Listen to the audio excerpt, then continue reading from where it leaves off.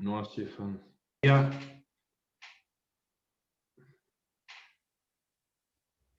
Buen día. ¿Cómo les va? ¿Alguna inquietud de la parte teórica del miércoles pasado?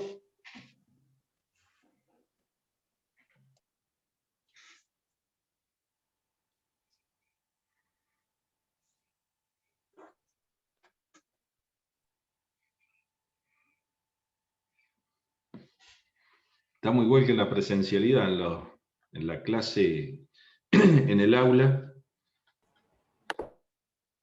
¿Leyeron? ¿Alguien leyó algo?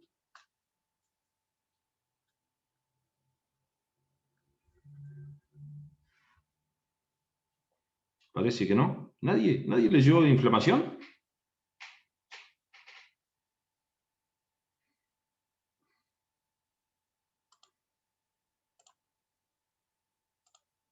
Tiene que ser un no, ¿no? La no respuesta.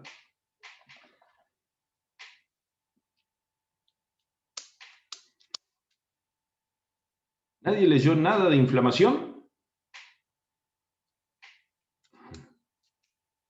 Bien.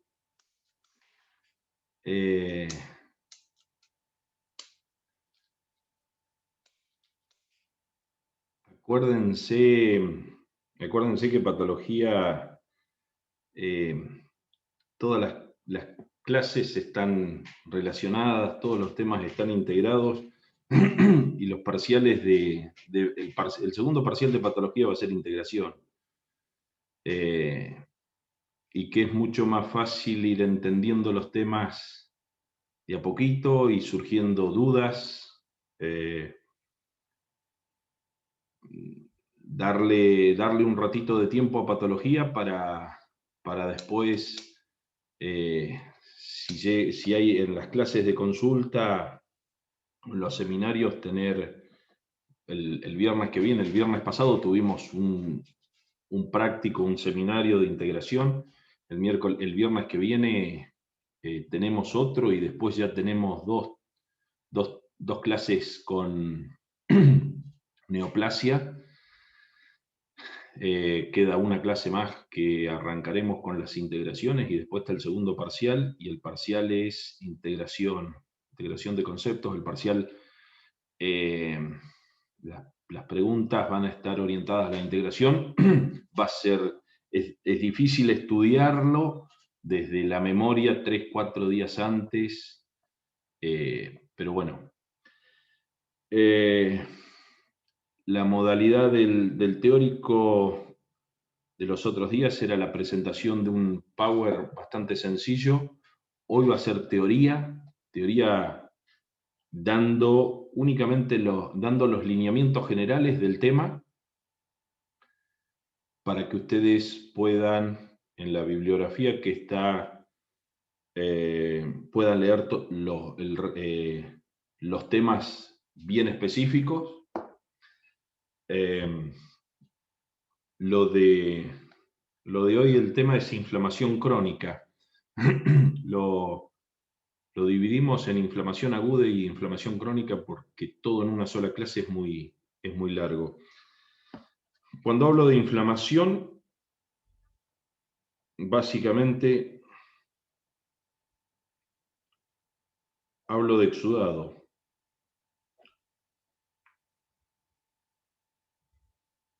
El exudado, dijimos la clase pasada que era el final del proceso inflamatorio. El exudado, ¿se acuerda alguien dónde comienza?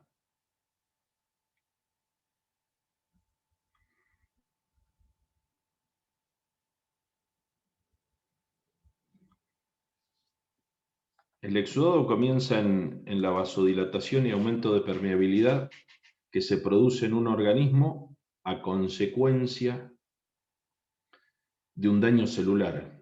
El daño celular hace que las células cebadas liberen histamina. La histamina es un vasodilatador y aumento de permeabilidad. Comienzan a salir los elementos de la sangre. Sale suero, salen proteínas, salen complejos proteicos inactivos que se activan al salir de los vasos, y luego salen las células, los componentes celulares, las células blancas, componentes celulares de defensa. El daño más todo esto conforman el exudado. Las inflamaciones pueden ser agudas, los procesos inflamatorios pueden ser agudos o crónicos. Las inflamaciones agudas se clasificaban según el principal componente del exudado. Y las inflamaciones crónicas, que es el tema de hoy, microscópicamente tienen dos características. Una es la hiperplasia de tejido conectivo y la presencia de células como los macrófagos o los linfocitos. Y acá vamos a hacer una salvedad. Acá hay, digamos, estas cuestiones de patología, que no todo es tan estricto en cuanto a la clasificación. Nosotros habíamos dicho que las inflamaciones agudas se clasificaban según el principal componente del exudado, y dentro de uno de ellos teníamos la inflamación linfocítica. Y ahora estamos proponiendo que los linfocitos también están en el exudado de las inflamaciones crónicas. Sí, es así. La idea de las inflamaciones crónicas es que para que haya linfocitos y sea crónico tiene que haber asociado hiperplasia de tejido conectivo. Esa es la caracterización. Entonces, no solo tenemos que tener hiperplasia de tejido conectivo para hacer una inflamación crónica, sino que tenemos que tener células, exudado, que puede ser de tipo linfocítico o macrófagos. Nosotros lo que más vamos a hacer hincapié, y Alfonsina les va a mostrar, es los macrófagos, para no meternos o para no entrar en la confusión de que pueden ser linfocitos, porque ya vimos que el principal componente de los exudados en la aguda podía ser linfocítico y estar asociado a enfermedades virales. Entonces, queda claro que para que un proceso inflamatorio crónico sea crónico, debe tener hiperplasia de tejido conectivo, macrófagos y linfocitos. Pensé que en la pregunta del inicio de clase iba a ser, profe, y los signos cardinales de la inflamación, que no se los nombré el miércoles pasado, no porque me los haya olvidado, sino por una cuestión de que esto de dar el proceso inflamatorio y hablar de los signos cardinales de la inflamación los lleva a que después en una necropsia lo que vemos son los signos cardinales de la inflamación, y los signos cardinales de la inflamación en realidad se ven en animales vivos. Digamos, los signos cardinales de la inflamación es la caracterización macroscópica del proceso inflamatorio de un animal vivo. La inflamación se produce en animales vivos. Entonces el calor, el dolor, el rubor, la tumefacción y la función alterada se van a dar en animales vivos. En animales muertos, la necropsia, nosotros el material principal que tenemos es la necropsia.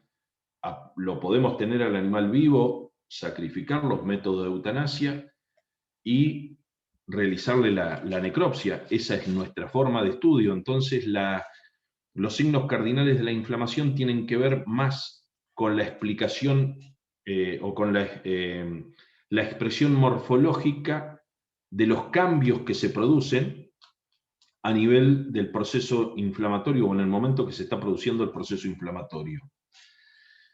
Las inflamaciones crónicas carecen de los signos cardinales de la inflamación. ¿Por qué? Porque pasó un tiempo, la vasodilatación y el aumento de la permeabilidad puede ser que no estén, los cambios vasculares pueden ser poco manifiestos. Entonces, los signos cardinales de la inflamación no los vamos a encontrar en la inflamación crónica. ¿Por qué? Porque este proceso inflamatorio lleva un tiempo. Para que este proceso inflamatorio lleve un tiempo, hay una caracterización de las etiologías, hay una característica de las etiologías que producen las reacciones inflamatorias crónicas, que es la de perdurar en el organismo. Eso de perdurar en el organismo tiene que ver con cuestiones de que sean difíciles de fagocitar, difíciles de quitar las causas de este proceso inflamatorio, difíciles de quitar pueden ser, el ejemplo está en una espina. Cuando uno se clava una espina, a los días, a los 4, 5, 6 días, aparece un exudado supurativo, purulento, y la espina sigue estando. Si es a nivel de superficial, en piel, puede ser que el organismo la elimine, pero puede ser que no elimine todo ese exudado que se formó alrededor de la espina para tratar de quitar el agente etiológico. Sucede también en agentes etiológicos vivos, como por ejemplo el de Mycobacterium tuberculosis. Mycobacterium tuberculosis es una bacteria que tiene la capacidad de vida endocelular, y esto le da la caracterización de ser persistente en el tiempo. El microorganismo Mycobacterium tuberculosis es fagocitado por los macrófagos muy rápido, es internalizado, más que fagocitado, es internalizado dentro del macrófago rápidamente los Mycobacterium, y el Mycobacterium tiene la capacidad de inhibir la formación del fagolisosoma. Entonces los lisosomas o las enzimas líticas que tienen los lisosomas no pueden destruir a la bacteria, y la bacteria vive dentro de los macrófagos. Esto le da la caracterización de permanecer dentro de las células. En esta entrada de Mycobacterium hay destrucción de macrófagos, hay muerte de macrófagos, hay daño, los macrófagos causan daño. Estos macrófagos que son estimulados a llegar al foco donde está el Mycobacterium, que produce daño a nivel celular, los macrófagos también generan un daño. En esta idea de tratar de combatir al Mycobacterium, pero no poder hacerlo, hay muchas células que lo combaten, que mueren, pero hay células que no lo pueden combatir, no lo pueden fagocitar, no lo terminan de fagocitar, más allá que lo internalizan el Mycobacterium, y tiene vida endocelular. Es una bacteria de vida endocelular. La brucelosis, la brucela, también tiene la capacidad de vida endocelular, evita la formación del fagolisosoma. Estas son la caracterización de un agente etiológico que permanece en el tiempo. Cuando el organismo se enfrenta a estos agentes etiológicos que tienen la capacidad de vida endocelular o que son difíciles de fagocitar, el caso de una espina, se genera una reacción inflamatoria, se genera un daño importante, necrosis. Después veremos los tipos de necrosis. Al producirse necrosis, comienzan a llegar, en el caso de las inflamaciones crónicas, muchos macrófagos alrededor de la zona de necrosis. Estos macrófagos tienen la capacidad de fagocitar. Al fagocitar el agente etiológico, mueren, se genera mayor cantidad de necrosis, y como el agente etiológico tiene la capacidad de vida endocelular, al foco central de necrosis comienzan a llegar mayor cantidad de células blancas, de macrófagos, y colocándose alrededor de la zona de necrosis. Estas células, estos macrófagos, se juntan mucha cantidad, se hace una gran cantidad de macrófagos alrededor de la zona de necrosis. Desde la zona de necrosis hacia el exterior, los macrófagos mueren, se sigue agrandando, aumentando la zona de necrosis, pero sigue habiendo mayor cantidad de macrófagos que vienen a fagocitar, a tratar de solucionar el problema, que no lo pueden hacer por una cuestión de que el agente etiológico tiene vida endocelular. Este acúmulo de macrófagos alrededor de zona de necrosis se lo denomina macrófagos activados o células epiteloides. Células epiteloides viene de la apariencia de este acúmulo de células alrededor de zona de necrosis como células epiteliales. Son macrófagos activados. Estos macrófagos activados, esta capa de células exudadas, células salidas de los vasos, redondeando la zona de necrosis, rodeando la zona de necrosis, son las células epiteloides. El organismo reconoce que esta cuestión no la puede solucionar en el tiempo, le va a llevar mucho tiempo, y comienza a producir una hiperplasia de tejido conectivo, es decir, se activa un sistema que tiene el organismo para tratar de encapsular esta cuestión que no le va a ser fácil resolverla, y que por lo menos la tiene que encapsular porque si no se va a desparramar por todos lados. Entonces comienza la hiperplasia de tejido conectivo. Hiperplasia de tejido conectivo alrededor de la zona de los macrófagos. O sea, por fuera de la reunión de macrófagos comienza la hiperplasia de tejido conectivo. La proliferación esta de tejido conectivo tiene que ver con cuestiones importantes en la reacción inflamatoria, porque otorga estabilidad al sistema, es decir, permite que hay acciones de interleuquinas que los fibroblastos protegen y ayudan a que los macrófagos, las células epiteloides que están entre el tejido conectivo y la zona de necrosis, tengan mayor persistencia, tengan mayor vida, mayor duración de su vida. Esa es la función del tejido conectivo. No dejar desparramar la zona de necrosis y estabilizar el sistema, permitiendo que los macrófagos tengan mejor vida y una vida más duradera para poder atajar el agente etiológico. Y esa estructura formada por necrosis central, células epiteloides alrededor y por fuera de esto, hiperplasia de tejido conectivo, es decir, aumento de la cantidad de tejido conectivo, se denomina granuloma. Esto es un granuloma. Granuloma, acuérdense que las inflamaciones crónicas podían ser granulomatosas o no granulomatosas. Les expliqué la formación de un granuloma. Las inflamaciones crónicas granulomatosas podían ser puras o mixtas. Puras o mixtas. Puras es cuando está producida por un agente etiológico en particular, el caso de Mycobacterium tuberculosis.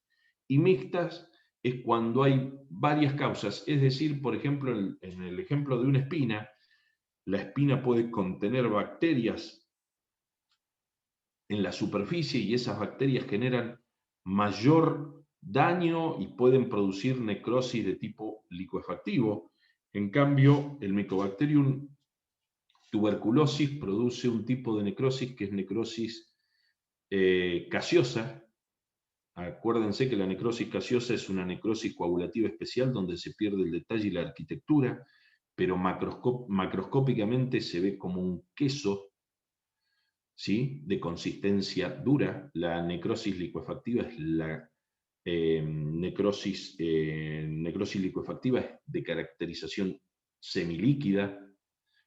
Puede cambiar la coloración y en las dos zonas de necrosis puede haber depósito de calcio, calcificación. Las inflamaciones crónicas podían ser granulomatosas, no granulomatosas. Las granulomatosas pueden ser puras o mixtas. Las puras, Mycobacterium tuberculosis, Y una caracterización microscópica de Mycobacterium, de un granuloma por Mycobacterium tuberculosis, es la presencia de células gigantes. Las células gigantes son estos macrófagos activados que se reúnen, es decir, lo van a ver, Alfonsina les va a presentar alguna célula gigante, es la unión de varios macrófagos, o sea, vamos a estar viendo una célula con varios núcleos, y esa célula gigante da idea de la caracterización microscópica de que el agente etiológico es Mycobacterium tuberculosis. No puedo decir que el 100% de los granulomas con células gigantes sea tuberculosis, pero desde histopatología y contemplando la caracterización epidemiológica del caso, puede ser Mycobacterium tuberculosis. Las células gigantes pueden tener distinta distribución de los núcleos ser periféricos o los núcleos distribuidos en todo el citoplasma de esa célula gigante, y también diferenciarían los agentes etiológicos. Nosotros la mayor importancia la hacemos cuando hay presencia de células gigantes, lo asociamos mucho a Mycobacterium tuberculosis. Les presenté la estructura de un granuloma, núcleo central de necrosis, células alrededor. Si esas células forman hay una gran cantidad de células, son macrófagos, células epiteloides, y por fuera de esto, la hiperplasia de tejido conectivo. Cuando la necrosis cambia y hay un tipo de necrosis licuefactivo, también cambian los tipos celulares. El tipo celular, en vez de ser macrófagos, hay neutrófilos. Pero me van a decir, profe, las agudas se clasificaban según el principal componente del exudado en neutrofílicas o supurativas. Bueno, otra vez vuelvo a aclararle que cuando hay necrosis licuefactiva, hay un exudado neutrofílico y hay hiperplasia del tejido conectivo rodeando esta zona, estamos frente a una inflamación crónica granulomatosa mixta generalmente, causadas por bacterias, la contaminación de, por ejemplo, la espina con bacterias, hay necrosis licuefactiva, y la gran diferencia respecto del granuloma por tuberculosis es que esta inflamación granulomatosa crónica tiene una delgada capa de células inflamatorias que corresponden a neutrófilos y se la denomina membrana piógena. Es una delgada capa de macrófagos. Claro, los macrófagos tienen gran actividad lítica, destruyen todo el tejido y hay una gran cantidad de tejido necrosado, mucha necrosis, muy poco exudado, la membrana piógena y la hiperplasia de tejido conectivo por fuera. Esas son las diferencias microscópicas entre un absceso y un granuloma. Para nosotros, inflamación crónica es granulomatosa, no hace falta la diferenciación entre absceso y granuloma. Ya repito, lo más importante es la clasificación en granulomatosas. Granuloma, la terminación oma, lo vamos a ver el miércoles que viene. Todas las palabras terminadas en oma, con la terminación oma, significan neoplasia benigna. Bueno, esto es una excepción. El granuloma es una inflamación crónica. Es una inflamación crónica, no es una neoplasia. Lo vamos a ver el miércoles que viene. Entonces, inflamación crónica puede venir de un proceso agudo, sí, se los estaba comentando. En el caso del absceso, comienza como una inflamación aguda neutrofílica o supurativa, el organismo no la puede resolver y tiene que aplicarle hiperplasia de tejido conectivo. Esta hiperplasia de tejido conectivo en este caso hace que no se desparrame toda esta necrosis licuefactiva. La necrosis licuefactiva, si la dejo sin encapsular, va a fagocitar va a destruirse todo el tejido, porque la necrosis licuefactiva se produce por autólisis y heterólisis. Entonces el organismo responde generando hiperplasia de tejido conectivo alrededor, y esa es la estructura de un granuloma. Perdón, de un absceso, de un granuloma o una inflamación crónica granulomatosa mixta. Las otras inflamaciones crónicas pueden ser inflamaciones no granulomatosas, es decir, que no están formando un granuloma. La formación del granuloma es foco central de necrosis, exudado, macrófagos, células epitelioides o neutrófilos, membrana piógena e hiperplasia de tejido conectivo rodeando todo esto. Las inflamaciones crónicas no granulomatosas no responden a esta estructura, pero sí siguen el patrón de responder a agentes etiológicos que perduran en el tiempo o que están durante mucho tiempo.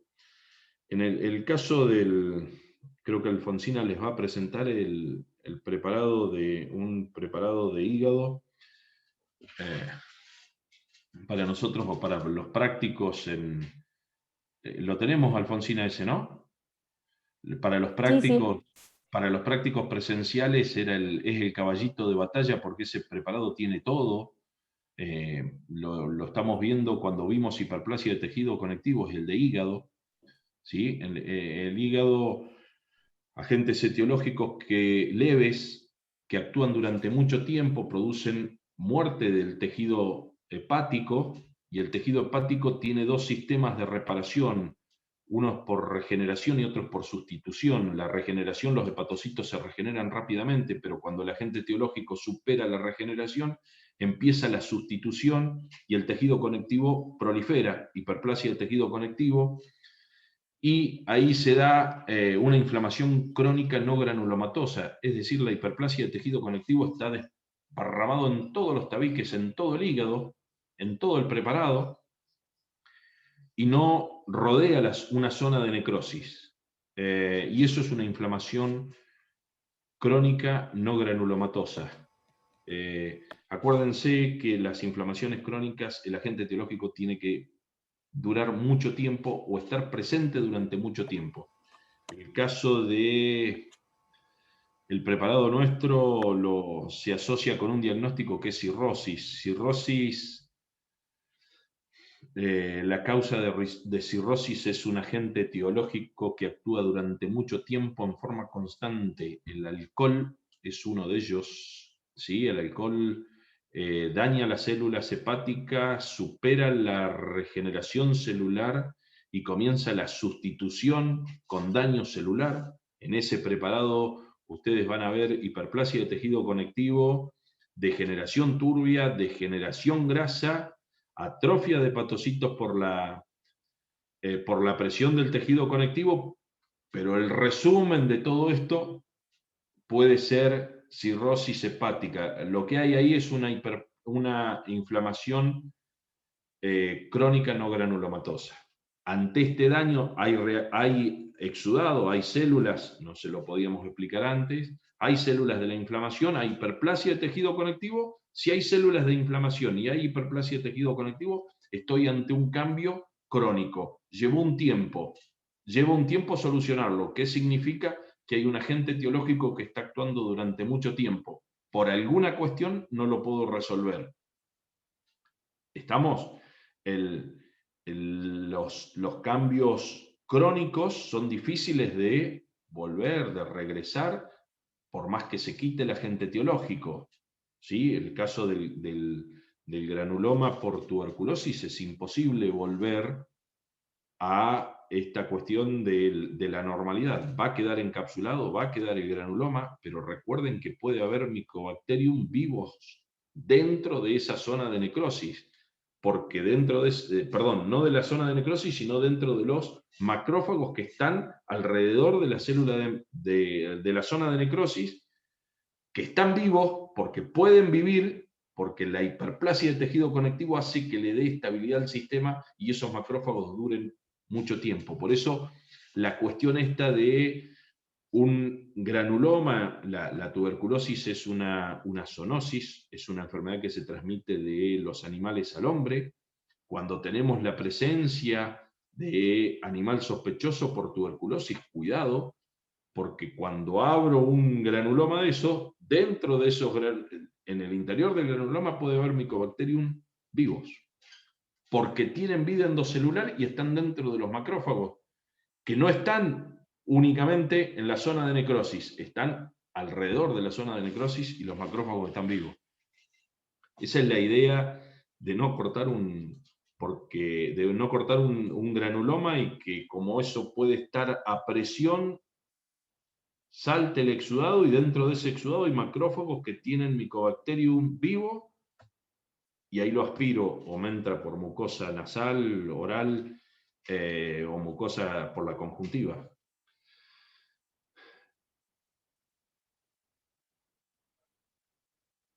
¿Alguna pregunta?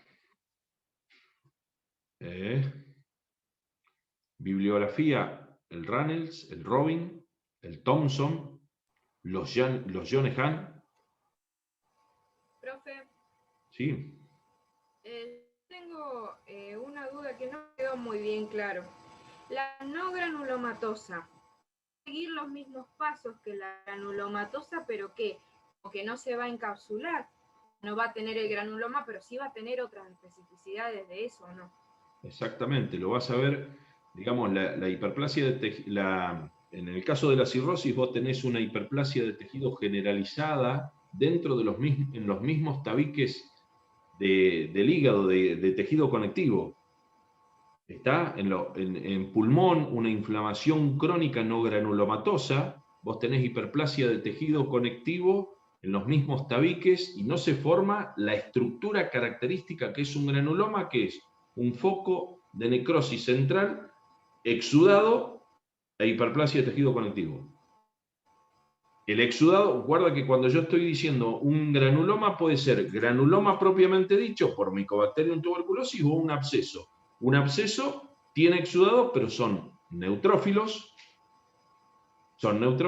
y es una delgada capa de neutrófilos. En cambio, los macrófagos es una gran cantidad de células alrededor de la zona de necrosis. Ahí me quedó claro, gracias. ¿Está? Hay en la inflamación crónica no granulomatosa hay una distribución difusa del tejido conectivo, ¿sí? Generalmente responde a lo normal del tejido, a la distribución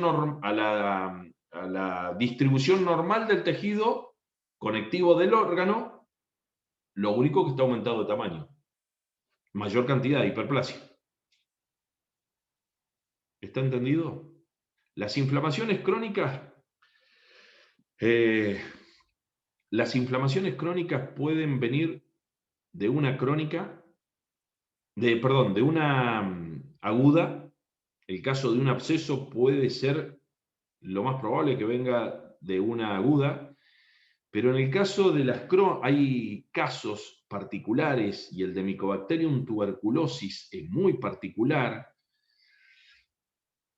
por esto de que si yo inyecto en este momento a un animal Mycobacterium tuberculosis y le tomo una muestra por darle un ejemplo, a los 5 minutos y hago un histopatológico, el principal componente del exudado son los macrófagos. ¿Sí? Desde el punto de vista histopatológico eso es una inflamación crónica, pero desde el punto de vista del tiempo es aguda. Pasó hace 5 minutos, no puede ser crónico, sí es crónico. O sea, hay inflamaciones crónicas, Mycobacterium tuberculosis, por el tipo de reacción inflamatoria y inmunológica que produce, que los macrófagos son los principales, los primeros, los que salen en mayor cantidad. O sea que es una inflamación crónica desde el primer momento. ¿Está entendido? El caso de Mycobacterium tuberculosis es así, es específico en eso.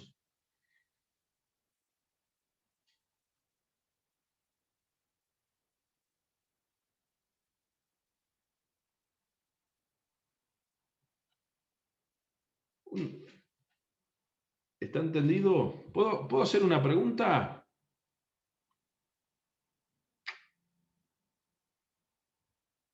Bueno, ni para eso. Sí, profe, sí, se entendió. Sí puede hacer la pregunta.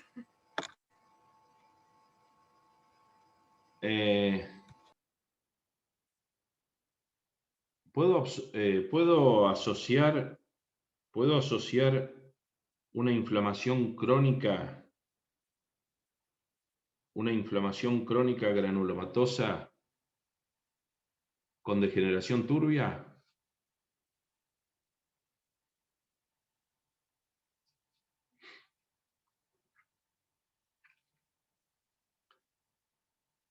Candela, me autorizaste a preguntar. Sí, estoy acá. Para mí sí. ¿Podés prender la cámara? O se te corta internet. Así charlamos. Ahí estamos. A ver, acá estoy.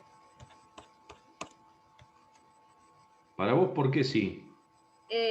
Porque al ser, a ver, yo al exponer recién a un agente etiológico a una célula van a empezar diferentes procesos de adaptación. Obviamente que al tener, sí, o ya le erré de una, seguro. Me parece muy bien que le hayas cerrado y me parece muy bien que respondas y esto es el juego, acá está el juego, acá está patología. Quiero que entiendan las cuestiones de que patología es integración. Y yo estoy preguntando si una inflamación crónica granulomatosa puede tener relación con degeneración turbia. ¿Sí? Sí.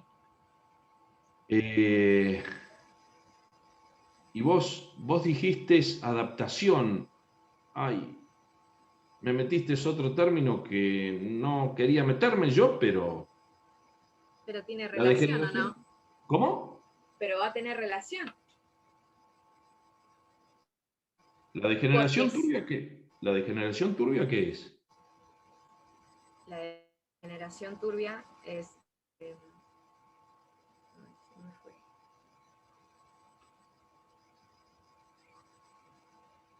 es una alteración. Sí, muy bien. ¿Qué alteración?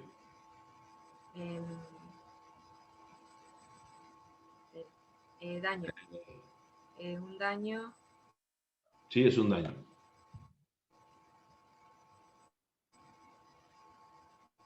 Estoy pensando que se me fue el nombre. Ahí se me fue. Degeneración turbia es una lesión celular. Es una forma de lesión celular. ¿Sí?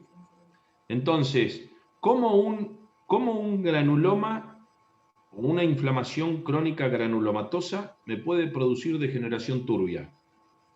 ¿Puede? ¿Cómo?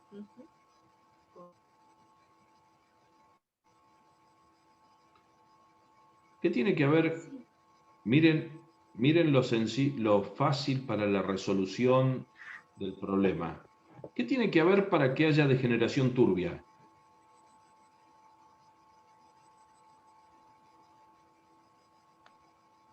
¿Un trastorno en el metabolismo de las proteínas o no? Líquido que ingresó al citoplasma, puede ser. No, hijos. Eso, lo que están describiendo es cómo se ve. ¿Qué tiene que haber para que haya degeneración turbia? Para que se produzca Un déficit de oxígeno. hipoxia. ¿Un trastorno circulatorio? Hipoxia. Tiene que haber hipoxia. ¿Sí? Yo tengo que unir un granuloma con degeneración turbia. Para que haya degeneración turbia, tiene que haber hipoxia. ¿Cómo un granuloma me puede producir hipoxia? Y si estamos en inflamación crónica por una hiperemia, por un trastorno circulatorio, ¿no? Hiperemia. ¿Qué hiperemia? Hiperemia. ¿Qué hiperemia? La idea es pensar, chicos. Los parciales se van a resolver así, pensando, ¿eh? Nosotros los vamos a ayudar en los seminarios, lo que queremos es ayudar. Pero fíjense lo importante que es todas las clases tener un cachito de lo anterior. Si no, es imposible barajarla. Ya tengo resuelto una parte.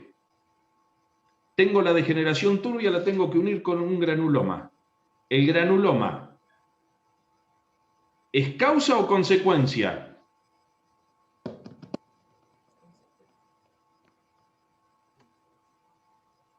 Consecuencia ¿Consecuencia de qué? de una necrosis. No, la necrosis es parte de un granuloma. Ahora, fíjense el efecto causa-cascada, el efecto de la cascada causa-efecto-consecuencia. Yo tengo que unir la degeneración turbia con un granuloma. ¿Sí? Quiere decir que el granuloma me tiene que producir degeneración turbia. Porque al revés es imposible. Una degeneración turbia no me transforma a un granuloma. Entonces, el granuloma es causa y consecuencia. ¿Es causa de qué? De la degeneración turbia. ¿Y es consecuencia de qué? De un agente teológico que actuó durante mucho tiempo o que tiene vida endocelular. ¿Sí? ¿Está entendido? Causa, efecto, consecuencia. La causa es el granuloma. La consecuencia es la degeneración turbia. El efecto es la isquemia. ¿Cómo hace el granuloma para producirme ese efecto?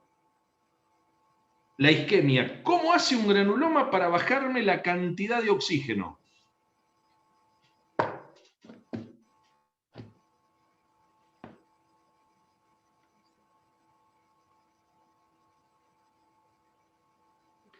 ¿Qué hay? Por el tejido conectivo, profe. ¿Cómo? Agustina. Por el tejido conectivo. A ver.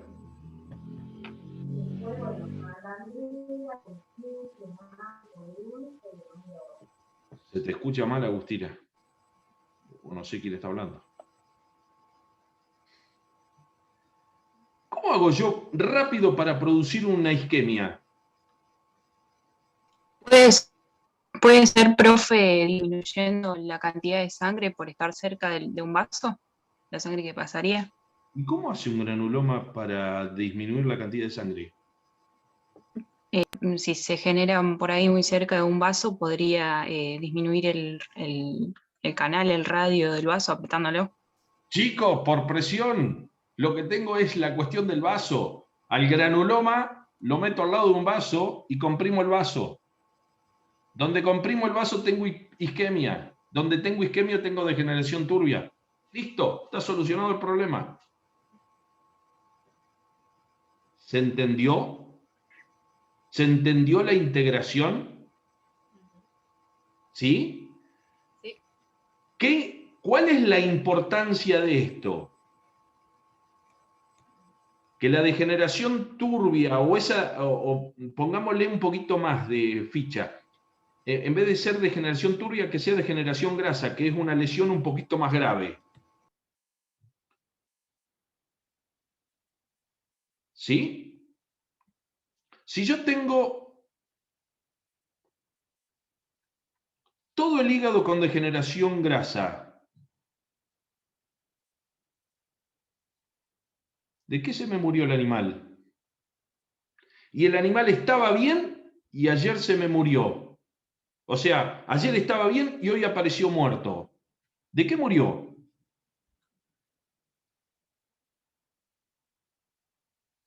¿De qué murió? No quién me lo mató.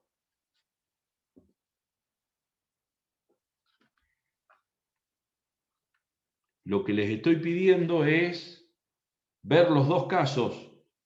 ¿El granuloma qué es? Una inflamación crónica. ¿Y la degeneración grasa?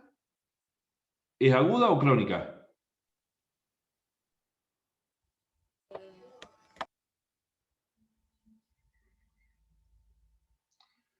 La degeneración Es grasa crónica. es aguda.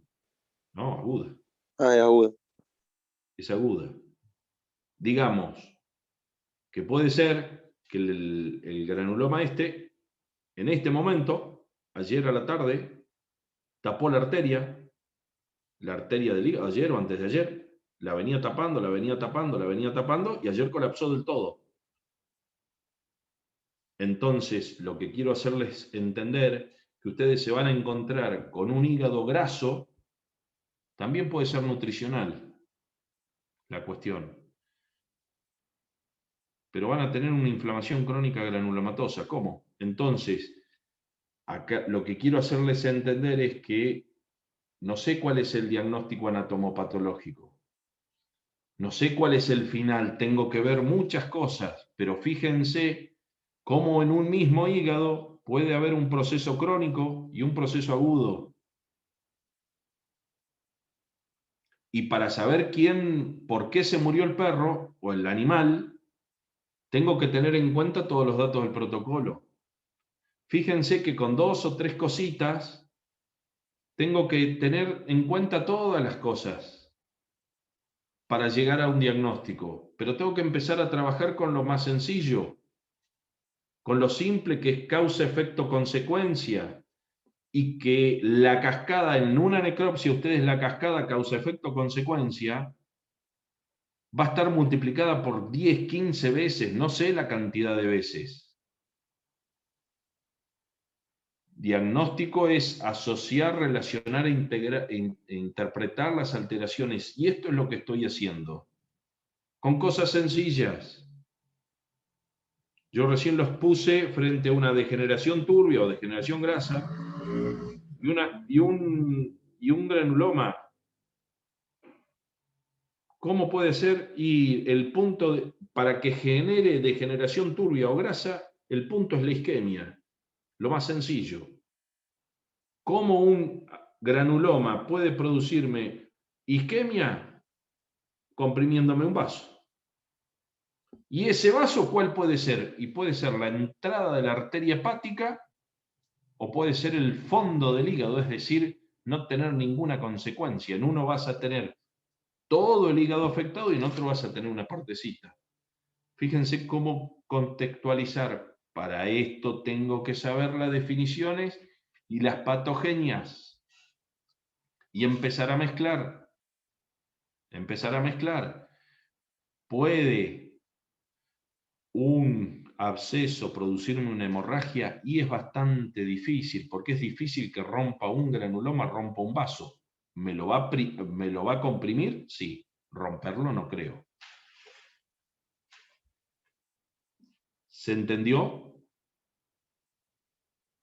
¿Por dónde va la cuestión del razonamiento? Sencillo. Ustedes van a decir, profe, pero usted sabe de patología. No sé si sé mucho.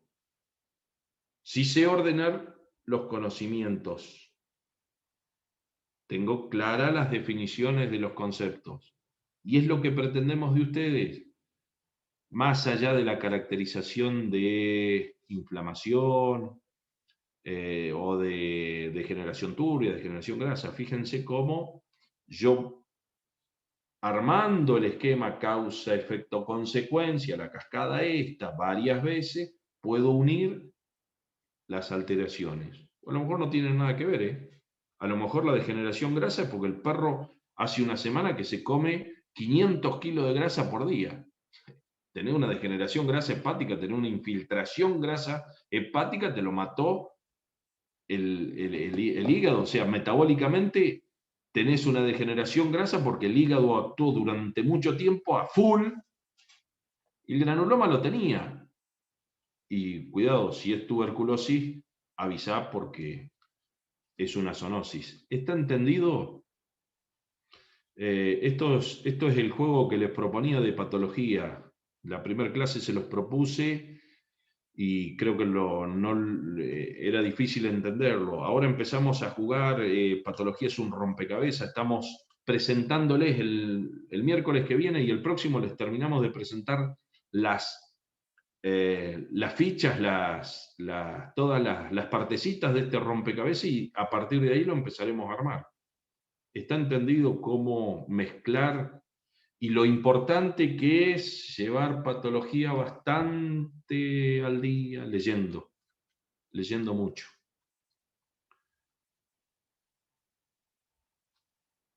¿A alguien le surgió una pregunta? No, a mí nomás se me ocurrió. ¿Se entendió? ¿Candela? ¿Rocío? Sí, profe. Sí, profe, ¿se entendió? ¿Lo habían pensado por ese lado o no? Y yo con lo de la presión, no dije presión, pero con el hecho de que el granuloma estuviera cerca del vaso me refería por ahí a eso, a que disminuye la sangre por hacerle presión. Está entendido. Es la forma. Fíjense que si ustedes no hablan, no podemos corregirlos y no podemos hacerle la devolución. Si ustedes hablan, la corrección la tenemos que generar a partir de lo que ustedes digan. ¿Está? Que es normal que ustedes puedan equivocarse. Ahora se pueden equivocar, en el parcial no, en el final menos.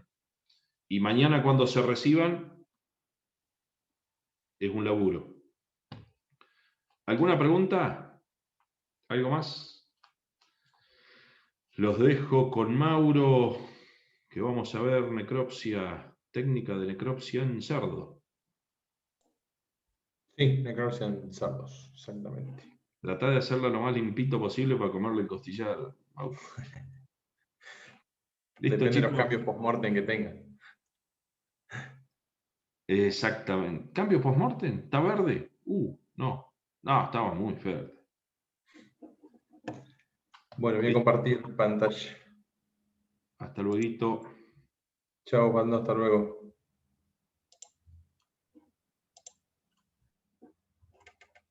Bueno, chicos, buen día, ¿cómo les va?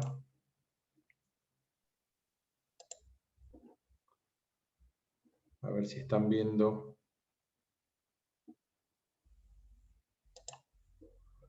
¿Se ve bien la pantalla? Bueno, perfecto. Hoy vamos a tratar este tema. Estamos ya viendo lo que es necropsia en distintas especies. Hoy vamos a ver en cerdos. Luisina la clase pasada dio en equinos. José dio generalidades y en bovinos. Bueno, después ya veremos en pequeños animales, en pequeños rumiantes y en aves. La necropsia en cerdo, bueno, como cualquier necropsia, siempre tenemos que respetar un protocolo que es el que vamos a completar con sus distintas partes, con todos los datos que vamos a recolectar, con todos los datos que vamos a completar, ya sea del dueño del animal, del veterinario actuante, del lugar donde estamos haciendo la necropsia, de todos los hallazgos que vamos a ver en una necropsia de este animal, de qué tipo de, cuando hicimos el hallazgo del animal, si lo encontramos muerto, si decidimos sacrificar algún otro animal, porque vemos que el problema es en el rodeo, y tenemos algún animal muerto, pero que está en clara descomposición, y decidimos, porque me parece que es mejor, sacrificar un animal que tenga la sintomatología de la enfermedad que nos está afectando y que al abrirlo nos pueda brindar algún tipo de dato, ¿no es cierto? ¿Por qué haríamos una necropsia? Es una pregunta que más de una vez se hace y es una forma de defenderlo el día de mañana ante un productor y un trabajo. La necropsia, a ver, es muy importante justamente para obtener todos los datos de las alteraciones que podamos llegar a encontrar cuando procedamos a abrir ese animal, a examinarlo, ¿verdad?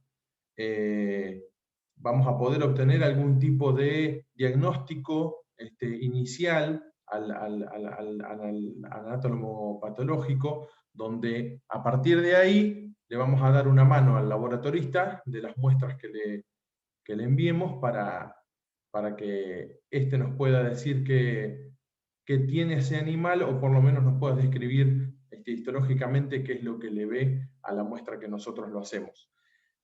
A su vez, hacer una necropsia en un rodeo, como puede ser en el caso de cualquier rodeo, pero en el caso del rodeo porcino, nos puede dar una pequeña idea de qué enfermedad puede ser la que los está afectando, y hacer alguna medida preventiva antes de obtener un diagnóstico definitivo, para poder justamente frenar un poco, si llegamos a tener la suerte de acertar con el tratamiento que podamos dar preventivo, frenar un poco que se siga dispersando en el resto del rodeo.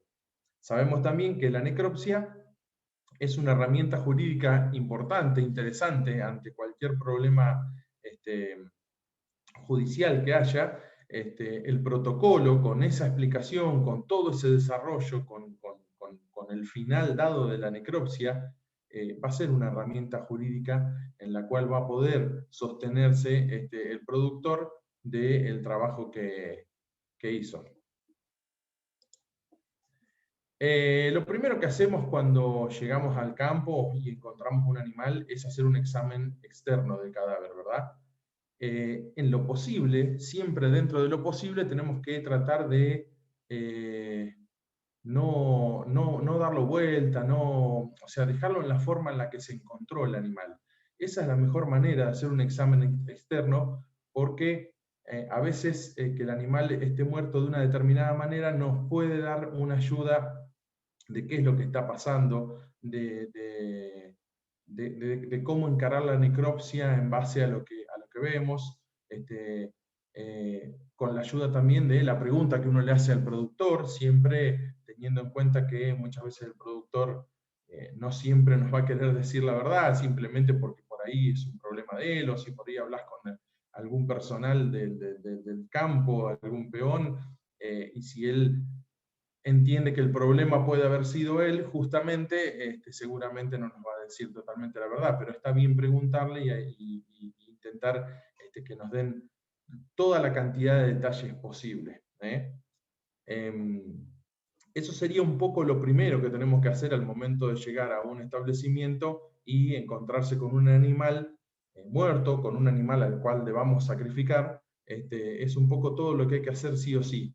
Obviamente llevar todos los materiales necesarios para hacer una necropsia, todos los elementos de bioseguridad, ¿no?, fundamentales para no tener problemas. Recordemos que nos exponemos a muchas enfermedades, a muchas zoonosis, y debemos cuidarnos. Es algo que no debe dejar de hacerse nunca. El veterinario durante toda la carrera está expuesto a riesgos sanitarios importantes, y que simplemente utilizando elementos de protección personal y de bioseguridad no deberíamos tener ningún inconveniente. La orientación del cadáver, estamos hablando de cerdos. Generalmente las necropsias en cerdos se hacen en decúbito dorsal. El cerdo generalmente es un animal pequeño. Si el cerdo fuese grande, que es un cerdo que realmente se complica hacerlo en decúbito dorsal, puede ser un padrillo, puede ser una cerda grande, bueno, lo hacemos en decúbito lateral, no vamos a tener problema tampoco, preferentemente del lado izquierdo, porque si es un animal grande, el ciego puede llegar a entorpecernos un poco el trabajo.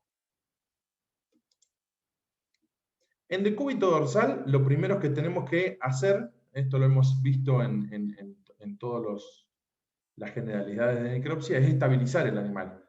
Hacer un par de maniobras en las cuales nos permita que el animal quede estabilizado de una manera que nos deje trabajar tranquilos. La forma de estabilizar un animal en decúbito dorsal es cortando los músculos subescapulares y del miembro anterior, y del miembro posterior buscar la articulación coxofemoral, para poder así los dos miembros extenderlo hacia los costados, y como está en la foto acá, el animal va a quedar estabilizado totalmente, y ahí poder empezar hacer esa incisión primaria para hacer el trabajo de la necropsia en sí. Lo segundo que hacemos, ya hicimos una revisión externa total del animal, anotamos todo y hacemos una incisión por línea media que va desde la boca hasta el ano, que nos va a permitir realizar un cuereado del animal. Esa incisión y ese cuereado nos va a permitir mirar, por ejemplo, cómo está el subcutáneo, si podemos encontrar algún tipo de alteración. En caso de encontrarlas, la vamos a describir. Recuerden que las descripciones siempre son por intermedio de los parámetros, forma, color, consistencia, ubicación. Después seguimos con dos incisiones que van dentro de la cara interna de las ramas inferiores del maxilar inferior. Dos incisiones acá, abajo de la carretilla. Una foto creo que corresponde a eso, por ahí sería distinto, pero bueno, quería buscar algo que más o menos le grafique lo que nos permita hacer unas incisiones que nos va a permitir acceder a todo lo que es la lengua, la faringe y la laringe. Entonces, con un cuchillo o bisturí, cortamos el cuero del espacio intermandibular, introducimos la mano y sacamos la lengua hacia afuera. Ahí vamos a sacar todo una masa muscular, en donde está incluida la lengua, músculos del cuello, bueno, vamos a encontrarnos con la faringe, vamos a tener que desarticular el dioides. Esto es igual en casi todas las necropsias. Y en un solo bloque extraemos todo junto, lengua, laringe, tráquea, esófago, bueno, y ganglios, hasta las primeras costillas. Ahí tenemos más o menos, yo no sé si llegan a percibir bien la foto, todo esto sería esa masa muscular que incluye la lengua, y uno va torsionando hacia atrás del animal para poder ir debridando hasta llegar a la entrada de la cavidad torácica. ¿Me siguen? Sí. Sí, profe. Correcto, gracias. Bueno, una vez que llegamos a la entrada de la cavidad torácica, vamos a proceder a abrir la cavidad torácica para poder observar los órganos de la cavidad torácica justamente in situ, ¿verdad? Para ver si está todo realmente bien, si podemos encontrar alguna alteración a primera vista. Esto, para hacer un paréntesis, a veces antes de abrir la cavidad torácica, lo que podemos hacer es una pequeña ventanita con todo el instrumental esterilizado, y poder tomar con una pinza, abrir una ventanita entre las costillas, y poder tomar siempre con el instrumental esterilizado, poder tomar un pedazo del órgano, del pulmón, y poder cortarlo y colocarlo en un recipiente para bacteriología. Pero es súper importante que esté esterilizado el instrumental, porque si no, de ese modo estaríamos contaminando la muestra y ya no nos serviría. Eso muchas veces es interesante hacerlo previo a, obviamente, quitar la parrilla costal. Para quitar la parrilla costal, en el caso del decúbito dorsal, lo que hacemos es exponemos las uniones condrocostales. ¿Por qué las exponemos? Las exponemos, me refiero, con el mismo cuchillo, quitamos toda la musculatura y que nos quede bien expuesta esa unión, y la vamos a poder cortar de esa manera. Si es un animal chico, podemos usar el cuchillo, hay que tener cuidado de no cortar los órganos que están dentro, o si no, podemos utilizar un costótomo. ¿Por qué hablo de exponer la unión condrocostal? Porque si el costótomo corta músculos del subcutáneo, músculos intercostales, no tiene filo el costótomo para cortarlos, y se va a complicar poder separar el esternón de las costillas. Una vez que hicimos esto, se saca una tapa. Ahora voy a poner una foto. Se saca como una tapita, que es en verdad cuando se retira el esternón, y queda expuesta toda la cavidad torácica para poder mirarla, inspeccionarla, y bueno, luego extraer los órganos. Acá tenemos un ejemplo. Yo no sé si se ve el mouse en compartir pantalla, creo que sí. La flecha que yo estoy mostrando, pero acá está claro que se ha ¿Se ve, retirado Mau? el esternón. ¿Se ve bien? Se ve Sí. bien, sí, sí. Perfecto. Está claro que se ha retirado el esternón, ¿verdad? Y queda expuesto todo la cavidad torácica justamente con los órganos respiratorios. Después vamos a seguir para atrás. Para la cavidad abdominal, lo que podemos hacer en un cerdo en decúbito dorsal, un cerdo más vale chico, podemos seguir abriendo con 2 cortes paralelos a los que veníamos haciendo para separar el esternón, paralelos a la línea media. Entonces, lo que vamos a hacer es exponer, como estaba en la imagen anterior, ahora la voy a poner de nuevo, vamos a exponer también la cavidad abdominal y vamos a tener toda esa masa muscular, que es como una tapa, que la podemos volcar hacia atrás y dejar expuesta toda los órganos del abdomen.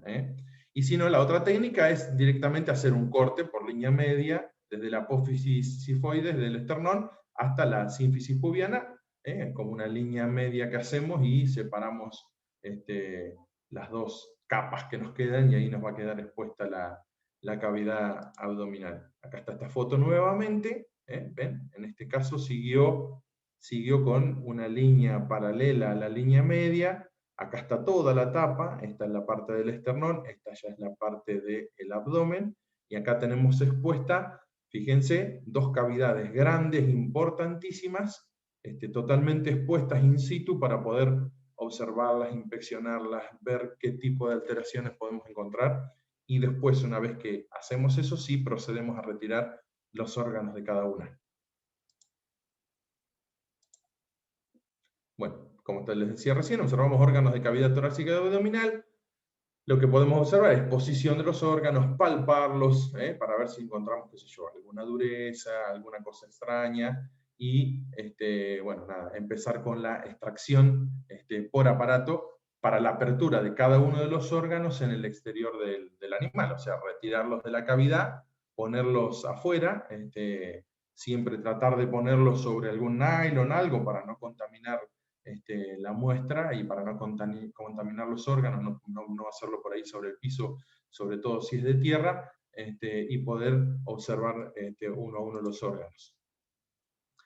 Lo que hacemos para extraer los órganos torácicos, también es bastante común en todas las necropsias, es toda esa masa muscular que habíamos visto que contenía la lengua, que tenía la faringe, la laringe, la tráquea. Eso empezamos traccionando, y a medida que traccionamos vamos cortando y debridando todos los elementos que sostienen toda esa masa muscular a las distintas cavidades, y de a poco vamos despegando y separando los órganos. En el caso de la cavidad torácica vamos a sacar pulmones, corazón, hasta el diafragma. Cuando llegamos al diafragma, antes de retirar, tenemos que hacer una doble costura, una doble sutura, un doble nudo, en verdad, para poder cortar el esófago y que el contenido del esófago que está en la cavidad abdominal no se nos venga para la cavidad torácica. Lo podemos hacer con hilo, lo podemos hacer con 2 precintos, después vamos a ver alguna foto también, donde básicamente se hace un nudo de un lado, un nudo del otro, y se corta el medio y nos aseguramos que los 2 conductos del esófago quedan totalmente cerrados. Después que retiramos los órganos, revisamos un poco la cavidad torácica y vemos los órganos externamente como en los bovinos.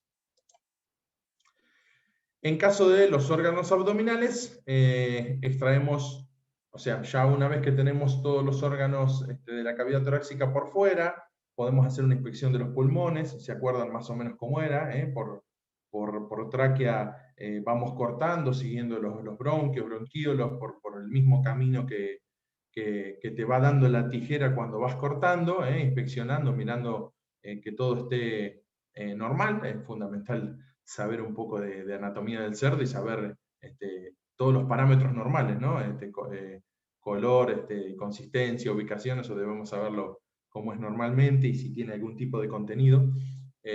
Y también lo que podemos hacer sobre los lugares donde no llegamos, que ya no llegan los bronquíolos, la parte del parénquima del del pulmón podemos hacer cortes de manera cuadriculada para poder exponer el órgano y mirar cómo está el parénquima. Después también podemos hacer inspección de corazón, cortando aurículas y ventrículos, y bueno, mirando un poco todos los componentes del corazón y anotando todo lo que encontremos que nos parece que está alterado.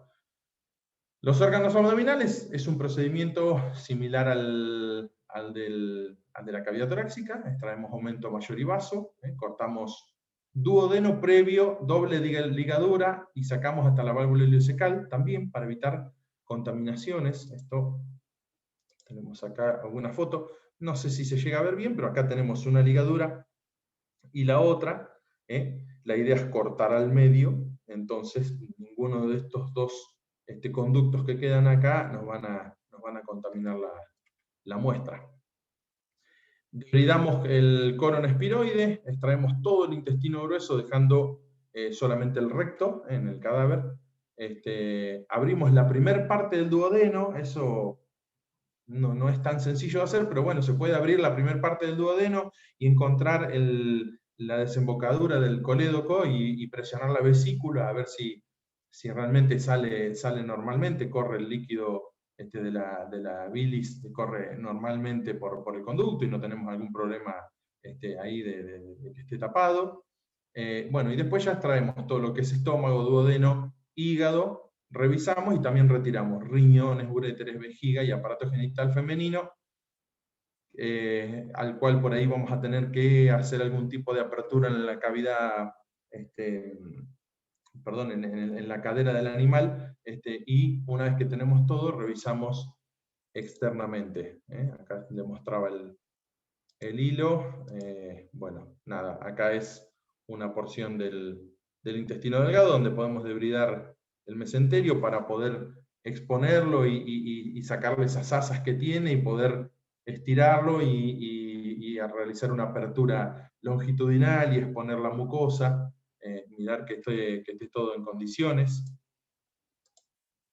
En el caso del intestino grueso también podemos hacer una apertura en las curvaturas mayores y ver el contenido, y ver si está todo normal. Lo mismo con el intestino delgado. Nada, también para notar consistencia, color, olor, fundamental. En cuanto a lo que es estómago e hígado, eso generalmente se retira todo junto. El estómago se abre por la curvatura mayor, el hígado se examina, se mira si está aumentado o disminuido de tamaño. También se hacen cortes cuadriculares para poder exponer el órgano del lado de adentro y poder ver si existe algún tipo de alteración en el color, en la forma. Bueno. Acá, por ejemplo, tenemos el estómago abierto, podemos observar la mucosa, podemos ver el contenido, podemos ver si hay presencia de algún tipo de parásito. Son todas cosas que vamos a ir anotando y volcando siempre en el protocolo. El caso de los riñones, el riñón lo que tenemos que hacer es sacarle la cápsula que lo envuelve, sacarlo, exponerlo al riñón, y también hacemos un corte por la curvatura mayor y vemos corteza y médula, y también observamos exactamente lo mismo, o sea, algún tipo de alteración, y lo describimos dentro del protocolo en la parte que corresponde a aparato urinario. Luego podemos pasar a la apertura de cabeza, si tenemos la necesidad y vemos que, no sé, el productor nos dice que tenían algún tipo de sintomatología nerviosa y que realmente, bueno, en el caso del cerdo por ahí pueden tener algún tipo de sintomatología respiratoria, algún problema de ese estilo, como la rinitis atrófica, que es bastante común en el cerdo. Entonces, la apertura de cabeza, se extrae la cabeza y se procede de la misma manera que en el bovino para poder extraer todo el encéfalo y mandar una muestra en caso de que sea necesario y anotar lo que uno encuentre. Si necesitamos observar los senos y las fosas nasales, podemos dividir la cabeza en dos partes por el eje mayor, o sea, por un corte longitudinal, ¿verdad? Y dividimos en dos partes. Y en el caso de la rinitis atrófica, podemos cortar en forma perpendicular, a la trompa o a la jeta del cerdo, para poder obtener esta vista, que es la que nos interesa, para poder describirla y poder tomar muestras, hacer algún hisopado, para mandar en este caso a bacteriología. La rinitis atrófica, José me va a corregir, yo no me acuerdo bien, me parece que es Bordetella una bacteria, pero bueno. Y generalmente sí, Mauro. Sí, ¿no? Entonces, bueno, podemos mandar muestra para bacteriología como corresponde mandarla, para poder determinar mediante algún análisis de laboratorio qué es lo que está pasando acá. Después, una vez que tenemos el cadáver sin ninguna víscera, podemos realizar algunos exámenes más, como por ejemplo examinar cuello y área de faringe, revisar labios, mejillas, paladar, glándulas salivales. En el tórax vacío podemos ver la superficie costal que no tenga ninguna adherencia, las pleuras, ver las vértebras. Sobre las vértebras no se hace generalmente, pero se suele cortar con el hacha para ver el estado de la médula. Podemos revisar articulaciones, músculos, podemos abrir glándula mamaria. En el caso del cerdo, cuando hacemos la incisión inicial, recuerden que las glándulas mamarias nos quedan a un costado, no hay que rodearla como si en el caso del bovino. Bueno, después hay que hacer, una vez que hicimos todo eso, el informe final, casi te diría que lo más importante de la necropsia, donde completamos el protocolo de la manera más completa posible, justamente para poder darle, hoy en día tenemos la herramienta de sacar fotos en cualquier lado y de todo, lo cual nos ayuda, pero el protocolo tiene que estar bien completo para que el laboratorista encuentre y un poco vea la película que tuvimos nosotros con la necropsia, él la vea en base a lo que ustedes le describen, le va a dar una mano muy grande al momento de hacer un diagnóstico con los análisis que haga. Y después eliminar el cadáver, en forma de eliminación del cadáver que más necesaria sea y nada, para no dejar desprolijo y sin rastros. En el caso de que sean de cúbito lateral, los procedimientos son similares. Al momento de estabilizar el animal, no necesitamos hacer de los 4 miembros, haciendo...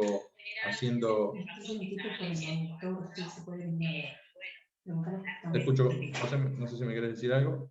Al momento de estabilizar el animal, cortando los subescapulares de uno de los dos miembros anteriores y de uno de los 2 miembros posteriores, vamos a tener ya el animal estabilizado. Después el procedimiento siempre es el mismo, hacemos una incisión, hacemos un cuereado y procedemos por ahí para poder ver los órganos in situ a exponer esa articulación costocondral y también vamos a exponer la costo vertebral para poder retirar la tapa de manera completa, la tapa digo yo, sí, las costillas de la cavidad torácica a modo de tapa, poder exponer directamente con el animal de costado, de cúbito lateral.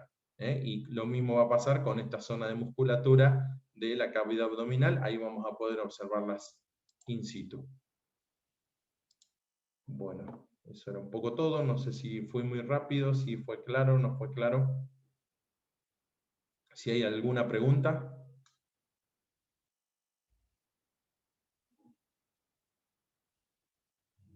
Por mi parte se entendió bien, profe. Bueno.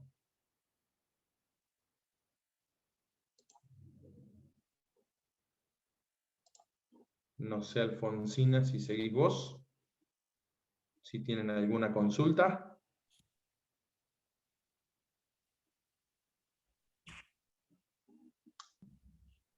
Bueno, lo dejo en sus manos, señorita. Empiezo a compartir pantalla.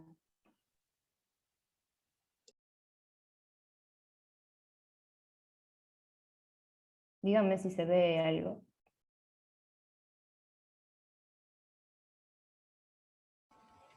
Se ve una línea blanca. ¿Solo una línea blanca? Ah, esperen Sí, que Te corrijo juro que esto. sí. Es como que le falta toda la pantalla. Ah, ¿qué es esto? Decía. Está bien, ahí está. Ahora sí. Ahora sí. Bueno, nosotros vamos a ver entonces inflamación crónica desde el punto de vista de histopatología. Si ven que muevo mucho el cursor y que estoy intentando que el zoom no me moleste. Está